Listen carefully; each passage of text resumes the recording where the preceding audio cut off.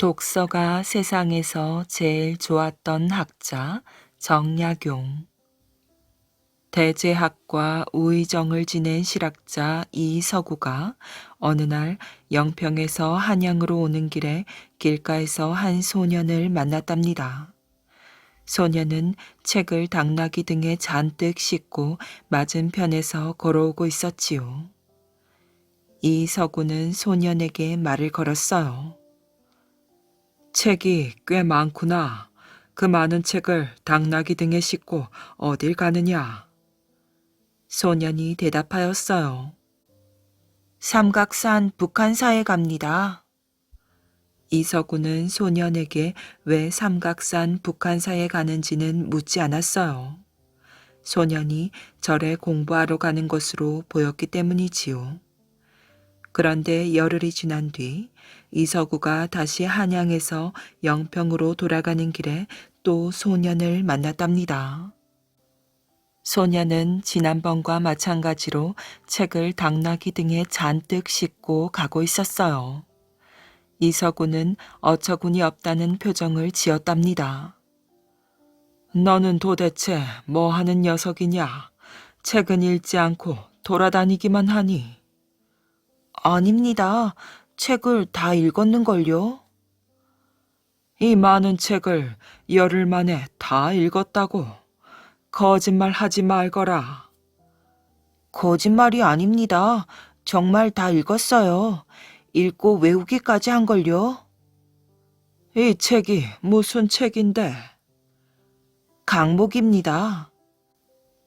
강목은 자치통감 강목을 말하지요. 사마광이 지은 중국 역사책 자치통감을 주자가 풀어 쓴 책으로 모두 139권이나 된답니다. 이 어려운 책을 외우기까지 했다. 이서구는 믿을 수가 없어 당나귀 등에 실린 책을 한 권 꺼내들어 몇 가지 질문을 던졌답니다. 그러자 소녀는 막힘없이 척척 대답하였어요. 이서구는 깜짝 놀랐지요. 대단하구나. 어린 네가 이 많은 책을 다 읽고 외우기까지 하다니. 실학자 이서구를 깜짝 놀라게 한 소년이 바로 뒷날 조선의 큰 학자가 된 다산 정약용이랍니다. 그는 어려서부터 영특하고 총명하였지요. 여러 고을의 현감, 목사를 지내다가 벼슬을 버리고 고향에 내려와 있던 아버지에게 글 공부를 배웠는데 7세 때 이미 시를 지어 주위 사람들을 놀라게 하였어요. 정약용이 7세 때 지은 시 내용이 참 의젓하답니다. 작은 산이 큰 산을 가리우니 멀고 가까운 거리가 같지 않음이로다. 이렇게 글재주가 뛰어났던 정약용은 10세 때 천연두를 알아 몸져 누웠어요. 천연두는 마마라고도 불렸는데 한 번 걸리면 거의 목숨을 잃게 되고 낫는다 해도 얼굴이 얽게 되는 아주 무서운 병이었지요. 하지만 정약용은 이 헌길이라는 이름난 의원을 만나 목숨을 건졌어요. 뿐만 아니라 곰보 신세도 면하였지요. 오른쪽 눈썹 위에 약간의 자국만 남았을 뿐이었어요. 그 자국 때문에 마치 눈썹이 3개 있는 것처럼 보여 정약용은 스스로 산미자라고 불렀답니다. 그는 10세 전까지 쓴 글을 모아 책을 펴냈는데 그 이름이 산미집이었답니다. 정약용은 어렸을 때부터 책을 몹시 좋아하였어요. 그는 집에 있는 책을 다 읽자 외갓집에 가서 책을 읽었지요.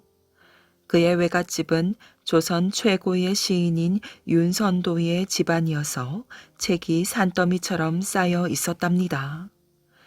정약용은 16세 때 성호 이익의 제자인 실학자 이가환 그리고 매부인 이승훈을 통해 이익이 쓴 책들을 얻어보고 그 학문에 깊은 감동을 받았어요. 이때부터 그는 이익을 사숙하여 실학이라는 학문의 세계에 발을 들여놓았지요.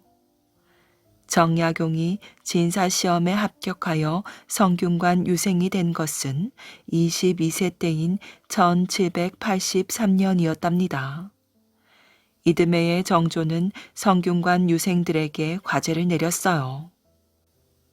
성균관 유생들은 중용에서 의문 나는 점 70가지를 가려 뽑아 그에 대한 답을 써서 올려라. 성균관 유생들은 끙끙대며 답을 풀어 과제물을 내었답니다. 정조는 유생들의 답안지를 살펴보다가 한 답안지를 읽고 승지에게 물었지요. 이 답안지가 누구의 것인가? 예, 정약용입니다. 다른 유생들의 답안은 내용이 평범하고 문장이 거친데 이 유생의 답안은 아주 독특하고 문장이 좋군. 정조는 입에 침이 마르도록 정약용을 칭찬하였어요.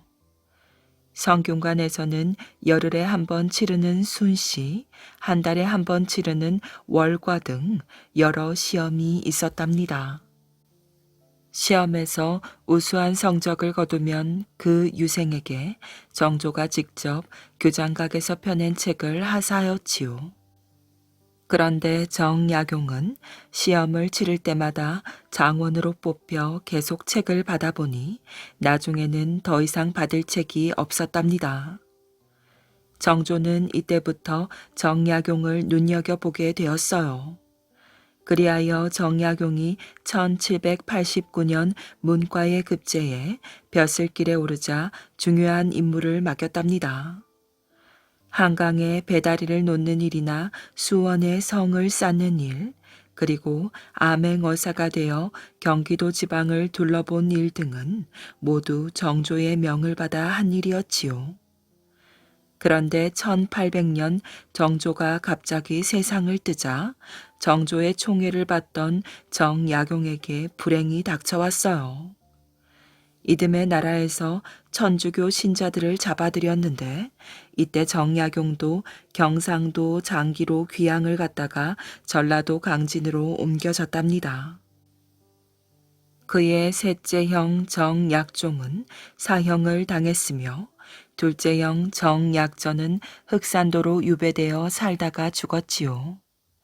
한 해 동안 학살당한 천주교 신자가 300명이 넘었는데 이 사건을 신유박해라고 한답니다.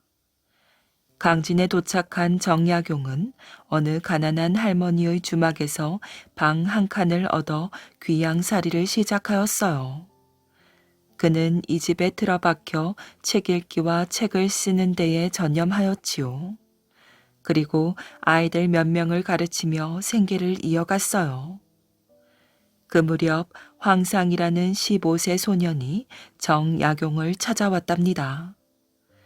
황상은 부끄러워 얼굴을 들지 못하더니 겨우 이렇게 말하였어요. 선생님, 저는 머리도 좋지 않고 이해력도 모자라며 어리석기까지 합니다. 저 같은 사람도 공부할 수 있을까요? 정약용이 대답하였어요. 걱정하지 말거라. 머리가 좋지 않아도 꾸준히 노력하면 막힌 구멍이 뻥 뚫려 거칠 것이 없게 되지. 처음엔 이해가 안 되어도 나중에는 잘 알게 될 것이다. 너와 같은 사람은 공부하는데 전혀 문제가 없다. 문제가 되는 것은 스스로 잘났다고 생각하는 사람들이란다. 머리가 좋아 척척 외우는 사람들은 그 뜻을 되새기지 않으니 금방 잊어버리지. 그리고 글을 잘 짓는 똑똑한 사람들은 글이 들떠 경박해지기 쉽고, 이해력이 빠른 사람들은 말귀를 알아들어도 곱씹지 않으니 깊이가 없지. 그에 비해 너같이 머리가 좋지 않은 사람이 황소걸음으로 노력하고 또 노력한다면 공부에 큰 진전이 있을 것이다. 그러니 공부를 부지런히 해야 한다. 예, 잘 알겠습니다. 황상은 정약용에게 열심히 글을 배웠어요. 그리하여 나중에는 서로 시를 지어 주고받을 만큼 실력이 늘었지요. 정약용은 크게 기뻐하며 너를 제자로 얻은 것이 행운이구나 라고 말하기도 하였답니다. 정약용이 유배 생활을 시작한 것은 그의 나이 40세 때부터였어요. 그는 고향에 두고 온 자식들 걱정에 애가 탔답니다. 한창 공부를 할 나이여서 가르침을 주어야 하는데 자식들과 떨어져 지내야 했기 때문이지요. 그러나 정약용은 유배지에 있다고 해서 자식들에 대한 교육을 포기하지 않았어요.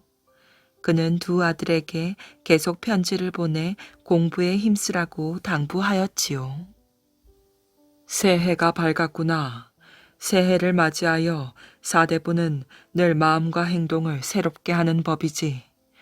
나는 어렸을 때 새해가 되면 1년 동안의 공부 계획을 미리 정하였다.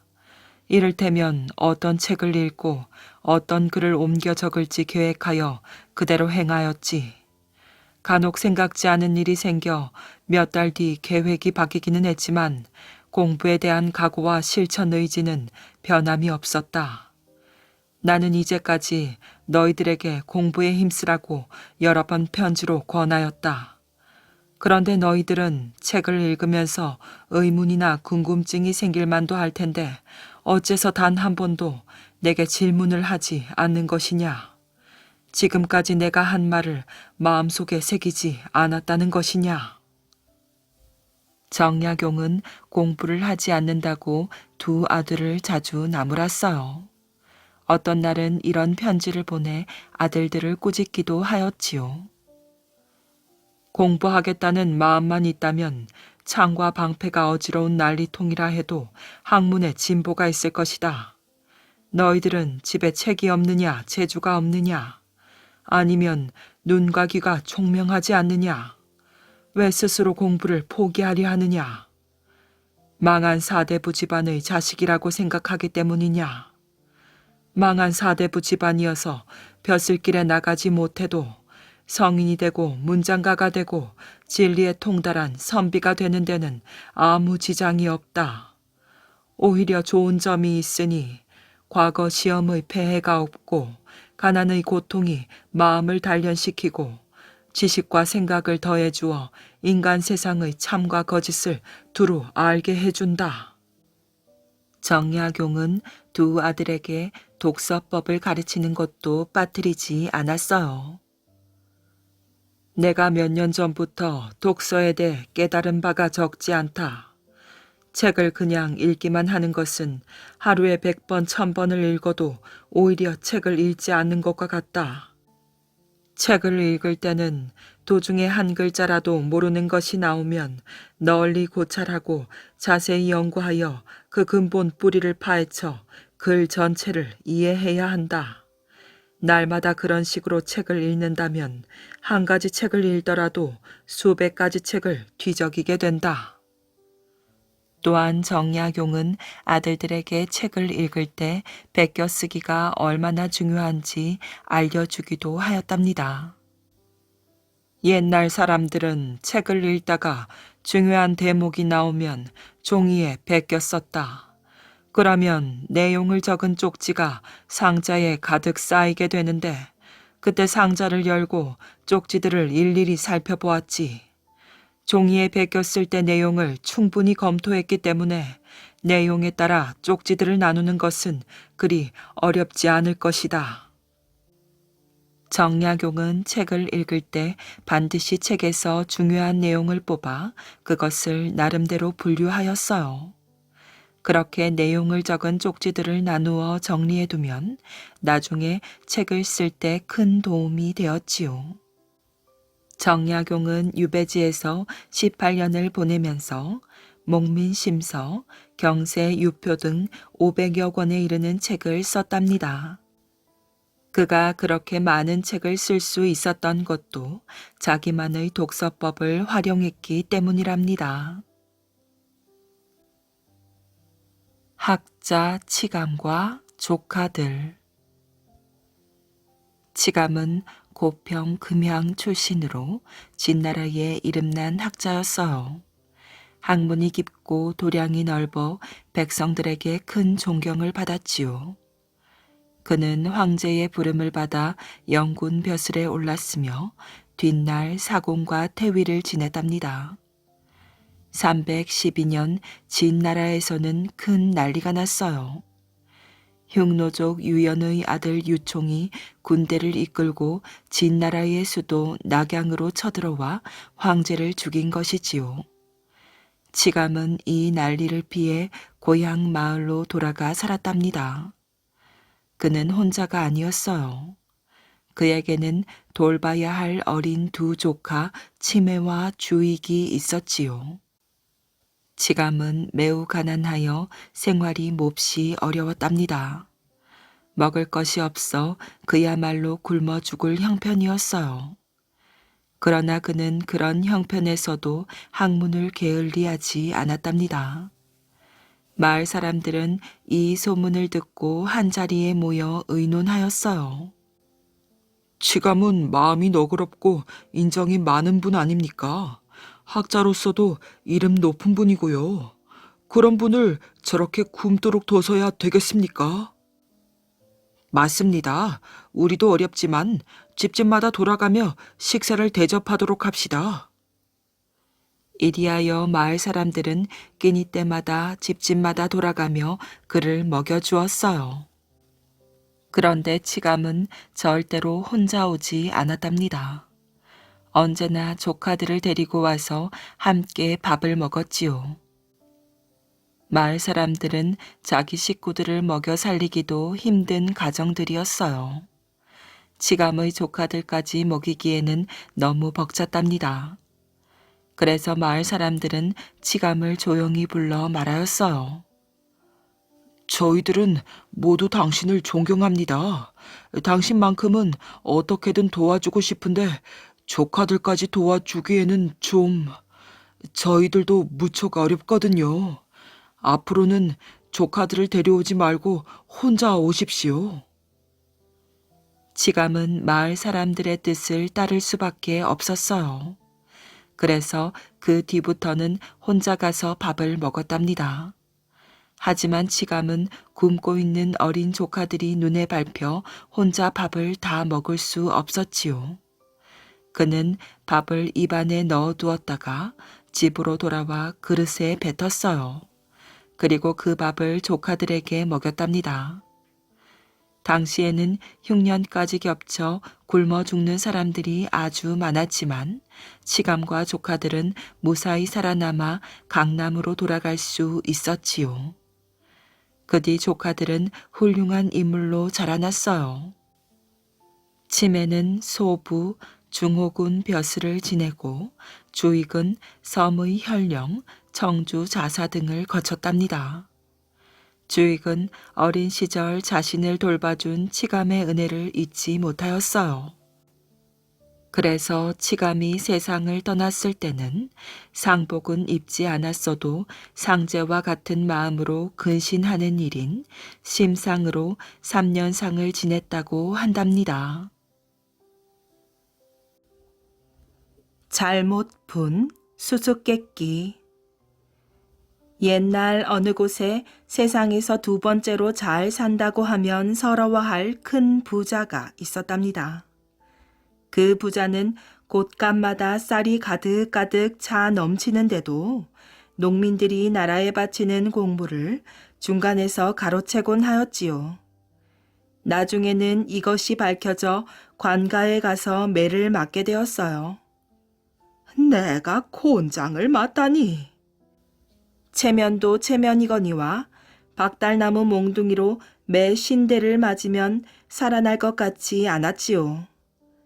부자는 골머리를 앓다가 좋은 수를 생각해내었어요. 옳지, 밀린 소장료로 박서방을 대신 보내서 맞도록 해야겠군. 부자는 자기네 소작살이를 하는 박서방을 찾아갔어요.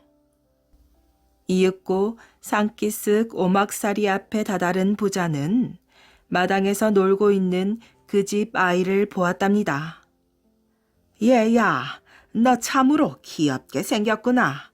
그래, 몇 살이냐?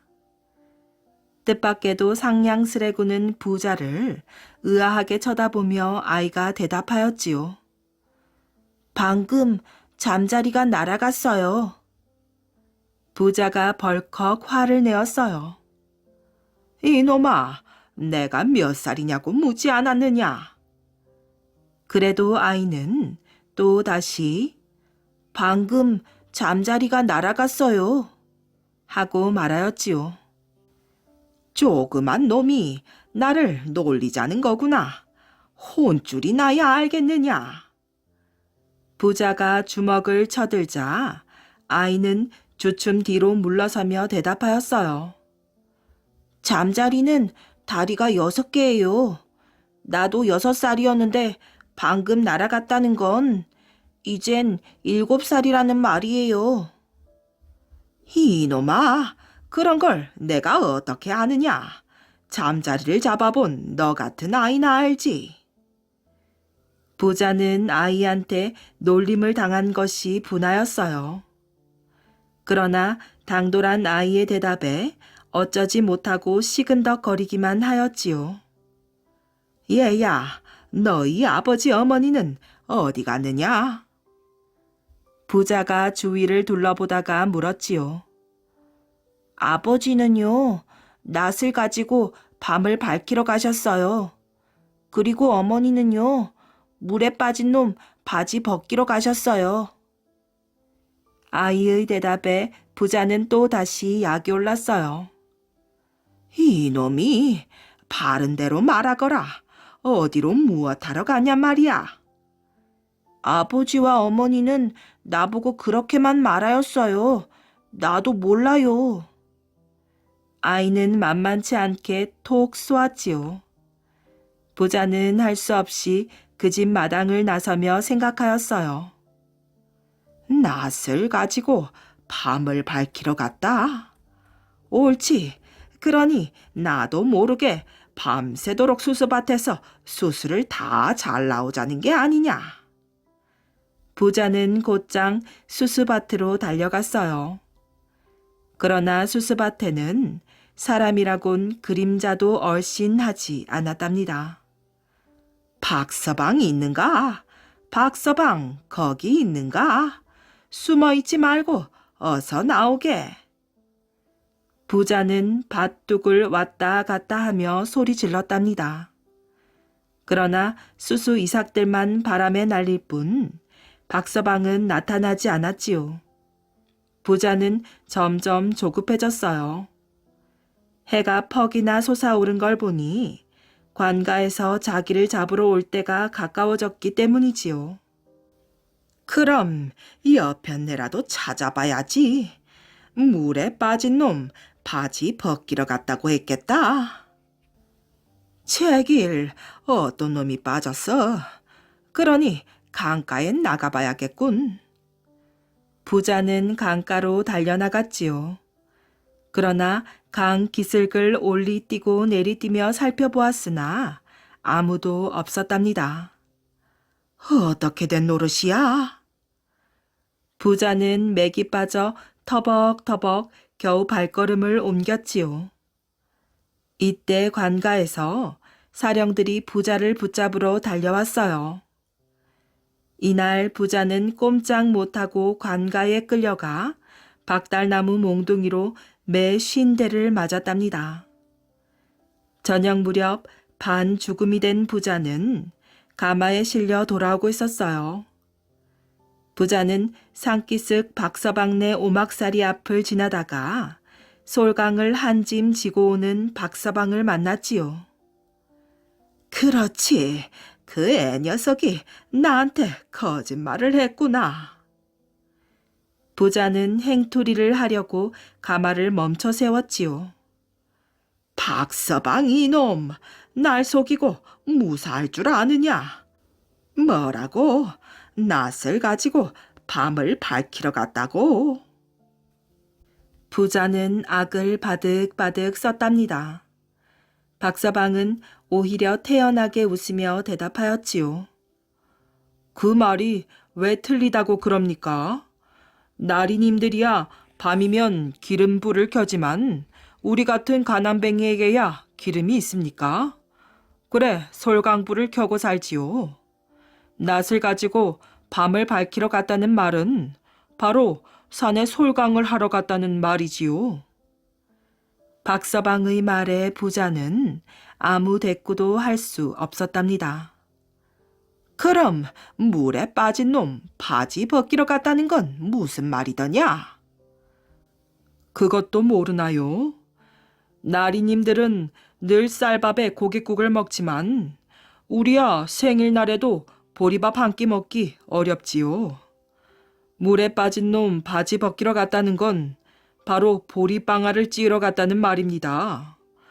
보리는 물에 담갔다가 껍질을 벗겨야 하니까요.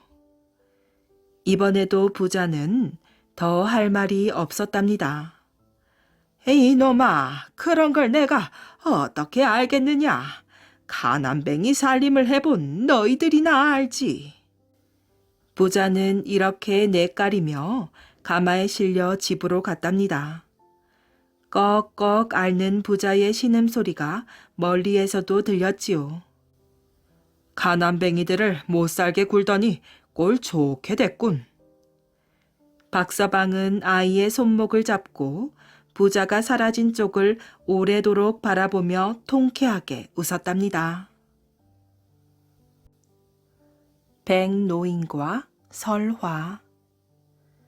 백두산 기슭에 사냥을 하며 살아가는 백노인이 있었답니다. 백노인은 손녀 설화를 데리고 살았지요. 설화야, 낮에는 집안을 깨끗이 치우고 밤에는 문을 꼭 잠그고 자거라. 네, 할아버지. 몸 건강히 다녀오세요. 어느 날 할아버지는 포수들과 함께 사냥을 떠나게 되었어요. 할아버지는 사냥을 떠날 때면 설화가 걱정되었지요. 설화가 사는 마을에는 첩을 9이나 둔 부잣집 막둥이가 살았답니다. 설화는 물동이를 이고 가다가 막둥이와 부딪혔지요. 아이, 차가워. 죄송합니다. 정말 죄송합니다. 막둥이는 벌컥 화를 내려다가 멈추었어요. 설화의 얼굴을 본 막둥이는 설화를 좋아하게 되었지요. 집으로 돌아온 막둥이는 설화의 모습이 자꾸만 생각났답니다. 얼굴이 쪼글쪼글한 중매쟁이 할머니를 불렀어요. 할머니, 혹시 백노인의 소녀를 아십니까? 중매쟁이 할머니는 막둥이의 표정을 살피더니 이내 눈치를 챘답니다. 아이고, 그럼요. 이름 그대로 정말 아름다운 아가씨지요. 막둥이는 중매쟁이 할머니의 귀에 대고 속삭였어요. 설아와 결혼할 수 있도록 해주시오. 그럼 내가 돈을 많이 드리지요. 중매쟁이 할머니는 고개를 끄덕였어요. 신이 난 중매쟁이 할머니는 냉큼 설환의 집으로 달려갔답니다. 설아 씨, 부자 댁에서 심부름을 할 사람을 구한답니다. 품삯도 많이 준다고 하니 설아 아가씨가 가는 건 어떻겠어요? 갑작스러운 중매쟁이 할머니의 말에 설화는 무슨 대답을 해야 할지 몰랐답니다. 아이고, 할아버지가 없는 사이에 한 푼이라도 벌면 얼마나 좋아요. 설화는 중매쟁이 할머니의 말이 어쩐지 의심스러웠지요. 할머니가 돌아간 후 깊은 생각에 잠겼어요. 부잣집 막둥이와 부딪힌 것이 생각났답니다. 이튿날 중매쟁이 할머니가 다시 찾아왔어요. 설아 씨, 생각해 봤수? 가겠어요. 대신 아침에 갔다가 저녁에는 꼭 돌아올 수 있도록 해주세요. 그거야 설아 씨 마음대로지. 중매쟁이 할머니는 설화를 데리고 부잣집으로 갔답니다. 부잣집에서는 쉬운 일만 시키고 품삯도 넉넉하게 주었지요. 설화는 할아버지를 기쁘게 해드릴 생각에 은근히 기뻤어요. 어느 날 뜻하지 않은 일이 일어났답니다. 막둥이가 글 공부를 한다며 따로 집을 구해 나갔지요. 그런데 막둥이의 잔심부름을 설화에게 시킨 것이었어요. 며칠이 지나자 마을에서는 이상한 소문이 들리기 시작했답니다. 설아 씨가 막둥이랑 좋아하는 사이래. 설아 씨가 막둥이네 집에서 같이 산대요. 설화는 도저히 참을 수가 없어 일을 나가지 않았답니다. 중매쟁이 할머니가 설아를 찾아왔어요. 왜 나오지 않는 거요? 그만두겠어요. 설아 씨는 중매쟁이 할머니를 쌀쌀맞게 쏘아보았답니다.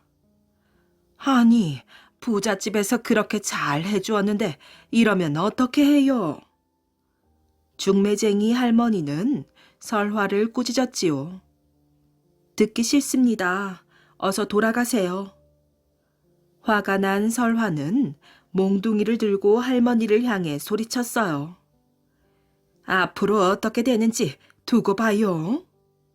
어서 나가지 못해요. 설화는 그동안 받았던 옷과 품삯을 중매쟁이 할머니 앞에 쏟아버렸지요. 중매쟁이 할머니는 주섬주섬 챙겨서 돌아갔답니다. 저녁 무렵 백노인은 사냥을 끝내고 집으로 돌아오고 있었어요.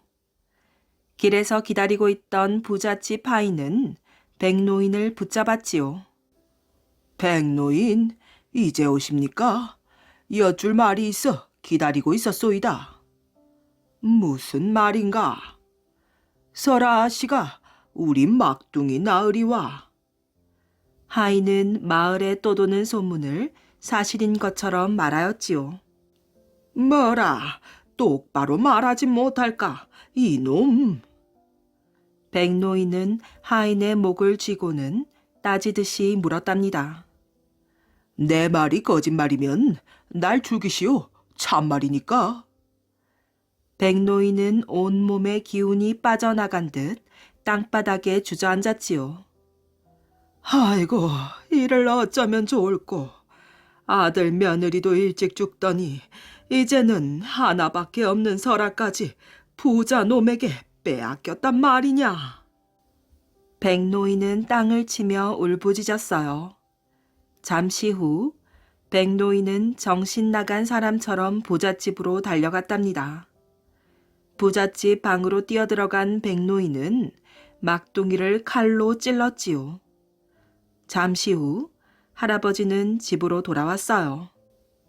할아버지, 이제 오세요? 설아는 할아버지를 보자마자 눈물이 나왔답니다. 네가 어찌 막둥이와 그럴 수가 있느냐? 할아버지의 말뜻을 알아차린 설화는 땅에 무릎을 꿇었지요. 할아버지, 저는 억울해요. 막둥이가 일부러 거짓말을 퍼뜨린 것이에요. 나더러 그 말을 믿으란 말이냐? 이제부터 너는 내 손녀도 아니다. 할아버지는 크게 화를 내며 밖으로 나가버렸답니다. 설화는 울먹이며 할아버지를 찾아 나섰지요. 할아버지는 백두산의 험한 봉우리에 흰 두루마기를 입고 앉아 있었어요. 할아버지, 할아버지. 설아가 큰 소리로 불렀지만 대답이 없었답니다. 할아버지는 바위 위에 앉은 채 그대로 굳어 있었지요. 할아버지. 할아버지 옆에서 통곡하던 설화는 그 자리에 쓰러져 죽고 말았답니다. 얼마 후 그 자리에는 하얀 벚나무와 푸른 만병초가 자라났지요. 설아는 만병초가 되어 눈 위에서 꽃이 되었어요.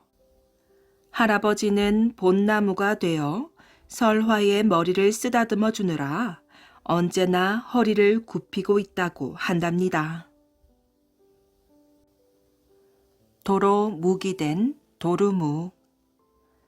1592년 4월 어느 날이었어요. 큰일 났사옵니다, 전하. 일본군이 무서운 속도로 진격해오고 있사옵니다. 일본이 약 20만 명의 군사들을 이끌고 명나라로 가는 길을 내어달라며 조선으로 쳐들어왔지요. 임진왜란이 터진 것이었어요. 미처 전쟁 준비를 하지 못하고 있던 조선은 속수무책으로 밀리고 말았지요. 충주 당금대가 무너지고 그곳을 지키던 신립장군이 강물에 몸을 던졌다 하옵니다. 보고를 받은 선조 임금은 얼굴이 하얗게 질렸답니다. 이 일을 어쩌면 좋단 말인가? 빨리 피난을 떠나야 하지 않겠는가? 신하들은 반대를 하고 나섰지요. 아니 되옵니다, 전하. 종묘 사직과 백성들을 버리고 어디로 떠난다는 말씀입니까? 그럼 이대로 앉아서 죽자는 말인가? 임금이 목소리를 높이자 신하들은 그만 할 말을 잃고 우물쭈물 물러섰답니다. 밀물처럼 밀려오는 일본군에 맞서 싸울 힘도 용기도 없었으니까요. 하오면 전하, 만약에 대비하여 다음 왕위를 이을 세자를 세워야 하지 않겠사옵니까? 몇몇 신하들의 주장에 임금은 광해군을 세자로 세우고 부랴부랴 피난길에 올랐답니다. 수도 한양과 백성들을 버리고 떠나는 임금의 피난 행렬은 초라하기 그지 없었답니다. 먹을 것과 입을 것은 물론이고 따르는 신하마저 100여 명에 불과하였지요. 일행은 쉬지 않고 걸어 임진강을 건너 개성으로 갔답니다. 하지만 개성마저도 위험에 빠지자 다시 평양으로 떠났지요.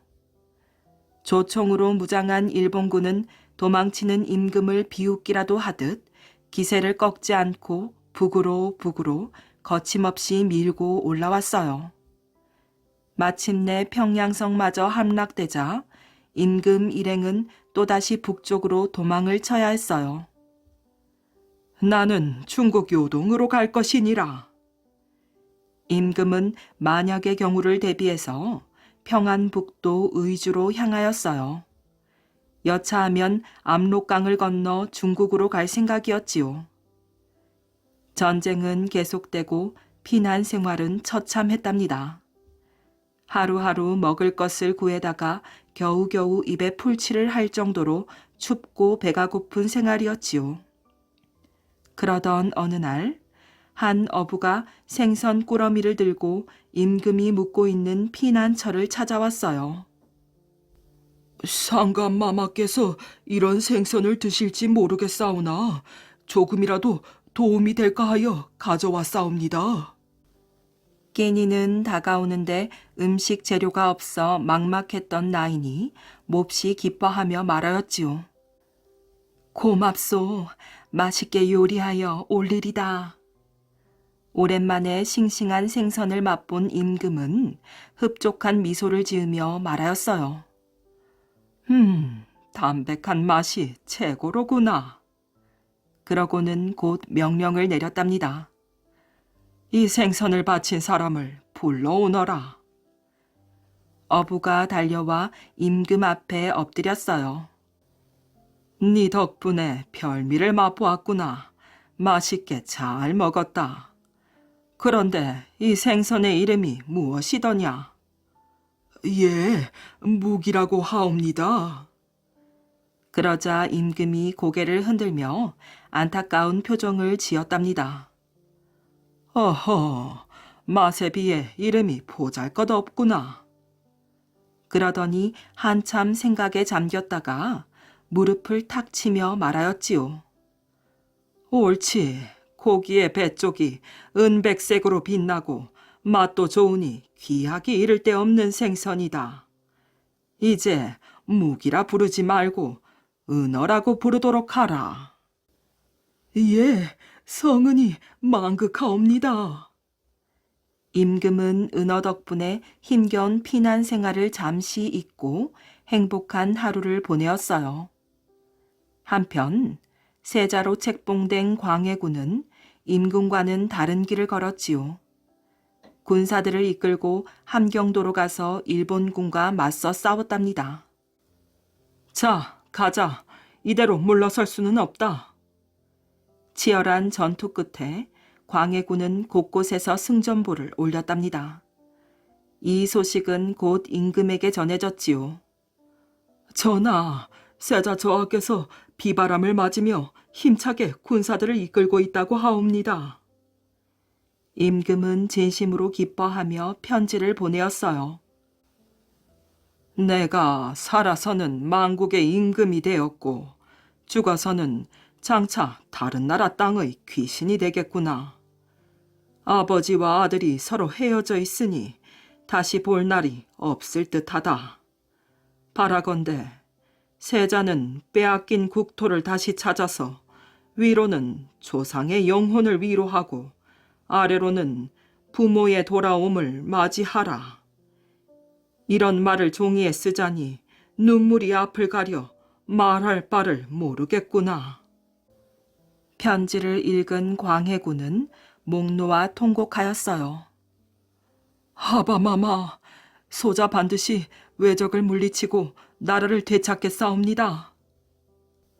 광해군은 아버지의 편지를 가슴에 품고 전쟁터로 달려갔지요. 나는 조선의 세자다. 외놈들아, 내 칼을 받아라. 광해군의 용기에 밀리기만 하던 전쟁이 조금씩 유리해지기 시작하였어요. 전쟁이 나자마자 도망친 임금과 조정을 원망했던 백성들의 마음도 조금씩 풀리기 시작하였지요. 세자 저하께서 적진을 총행무진 누빈다면서 벌써 여러 곳에서 승리의 함성이 울려 퍼졌다네. 의병을 모집한다던데 우리도 나가 싸우자고. 전국 각지에서 의병들이 들불처럼 일어나 일본 군들을 물리쳤지요. 남쪽 바다에서는 거북선을 앞세운 이순신 장군이 일본군에 맞서 용감하게 싸웠답니다.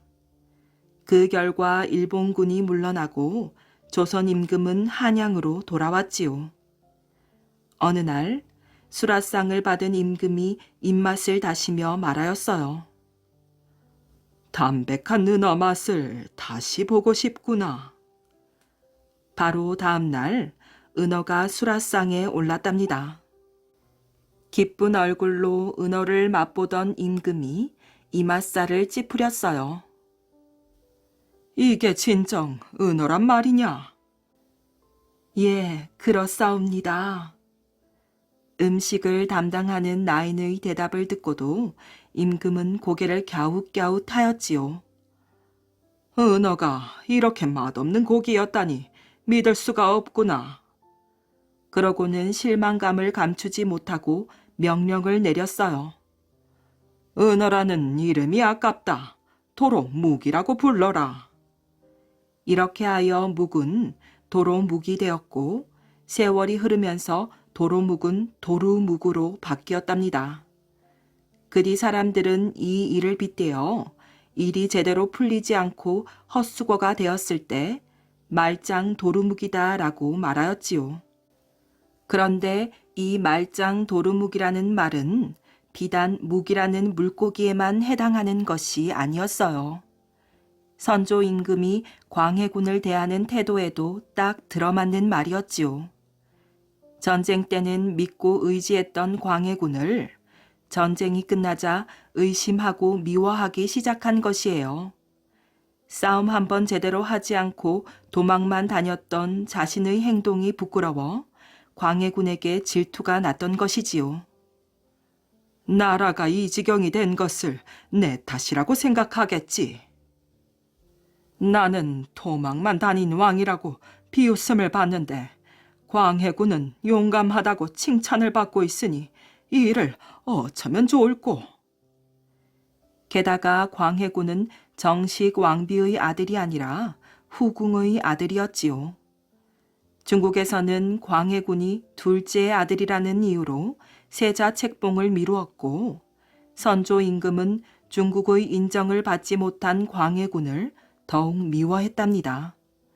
그러다가 선조 임금은 51세의 나이에 17세의 임목 왕후를 중전으로 맞이하였어요. 광해군은 9살이나 어린 새어머니를 맞이한 것이지요. 곧 정식 왕자 영창대군이 태어났고 신하들은 서로 눈치를 보며 수군대었어요. 아무래도 영창대군이 왕위를 잇는 게 이복에 누가 들으면 어쩌려고. 그러던 어느 날 선조 임금이 쓰러졌지요. 생명의 위험을 느낀 선조 임금이 광해군에게 말하였어요. 내가 이러한데 어찌 왕위에 있을 수 있겠느냐. 세자가 장성했으니 이제 왕위를. 하지만 병세가 조금 나아지자 다시 광해군을 구박하였지요. 중국의 책봉을 받지 못한 세자는 나도 인정할 수가 없다. 그때마다 광해군은 피를 토하는 심정으로 꿇어 엎드렸답니다. 아바마마, 지난번에 갑자기 쓰러지신 이후로 소신은 죽으려 해도 죽을 수가 없었나이다. 그런 일이 몇 번이나 반복되다가 왕위에 오른 지 41년이 되던 해 2월 1일 선조 임금은 갑자기 위독해져서 그날로 죽음을 맞이하였답니다. 다음 날 광해군은 선조의 뒤를 이어 왕위에 올랐지요. 도루묵 이야기에는 상황에 따라 광해군을 사랑하기도 하고 미워하기도 했던 선조 임금의 마음이 잘 반영되어 있답니다. 생선보다 이야기로 더욱 알려진 도루묵은 살이 통통하게 오른 겨울철에 잡아서 굵은 소금을 치고 숯불에 구워 먹으면 아주 맛있답니다. 복수당한 구렁이. 추석날에 있었던 이야기랍니다. 나이 어린 차돌이는 아버지와 함께 고개 너머에 있는 어머니 묘지로 갔지요. 차돌이 어머니는 추운 겨울날 부잣집 삭발레를 하다가 그만 병이 들어 돌아가셨어요. 그때부터 차돌이는 아버지와 단 둘이서 살게 되었지요.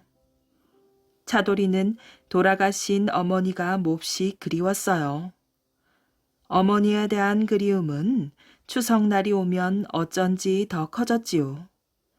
차돌이는 제사 음식을 싼 복구러미를 아버지와 같이 들고 고갯 마루에 올라섰답니다. 가을 날씨지만 높은 고개에 오르니 온몸이 땀에 흠뻑 젖었지요. 아버지, 저 소나무 밑에서 좀 쉬어가요. 차돌이는 늙은 소나무를 가리키며 말하였어요. 그렇게 하자. 아버지는 차돌이의 손을 이끌고 소나무 밑으로 들어섰답니다. 그 순간 소나무 꼭대기에서 무언가 꿈틀거리는 것이 눈에 띄었지요. 아버지, 구렁이에요. 차돌이가 구렁이를 보고 소리쳤어요. 그런데 그 구렁이는 나뭇가지 틈 사이에 끼인 몸을 빼지 못해 그러는지 이리 꿈틀 저리 꿈틀 하며 겨우 몸을 움직이고 있었는데 금세 숨이 넘어갈 것만 같았답니다. 얘야, 우리가 저 구렁이를 살려줘야겠구나. 그 말에 차돌이는 아버지의 팔 소매를 잡으며 말하였어요. 그러다가 저놈이 우리를 해치면 어떻게 해요? 구렁이란 다 악한 것입니다. 아니란다. 이 세상에는 복구렁이도 있느니라. 저 구렁이가 혹시 우리를 도와줄지 알겠느냐? 차돌이 아버지는 소나무 있는 데로 다가가 작대기로 나뭇가지를 벌려놓아 구렁이를 살려주었지요. 구렁이는 두어 번 몸을 꿈틀거리더니 나무에서 몸을 풀고 스르르 땅에 미끄러져 내려왔답니다. 그러더니 두 눈가를 무섭게 번뜩거리며 차돌이 아버지한테로 덤벼들었어요. 너를 잡아먹겠다. 그 말에 차돌이와 아버지는 얼마나 놀랐는지 모른답니다. 자기를 살려준 은인을 잡아먹겠다니 이런 배은망덕한 일이 어디 또 있겠어요. 나는 너를 살려주었는데 너는 고맙다는 인사 한마디 없이 오히려 나를 잡아먹겠다니 이게 어디 도리가 되겠느냐. 차돌이 아버지가 구렁이를 보고 꾸짖었어요. 그러자 구렁이는 눈을 끔뻑끔뻑거리더니 말하였지요. 사실은 내가 천년 돌을 닦고 오늘 용이 되어 하늘로 오르려고 모대기고 있는 판에 네가 중불나게 나타나 방해를 놓았으니 내가 너를 어떻게 가만 놔두겠느냐.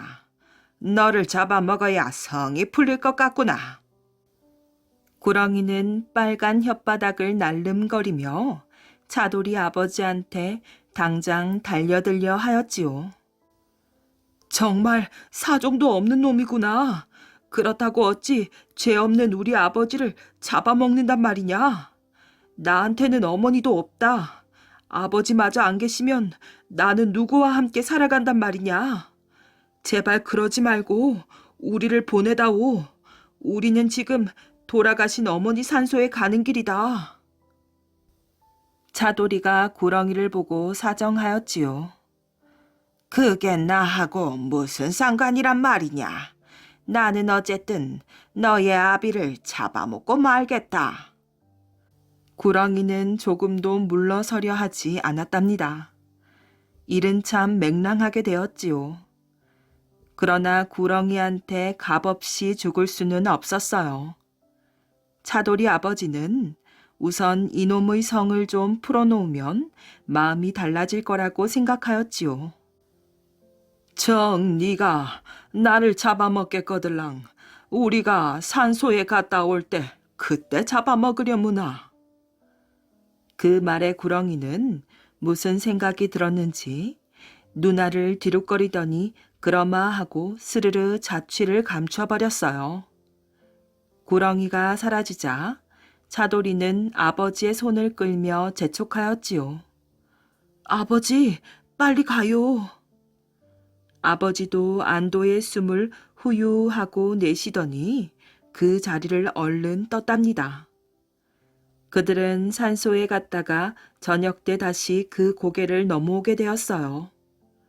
그런데 이런 변이 또 어디 있겠어요?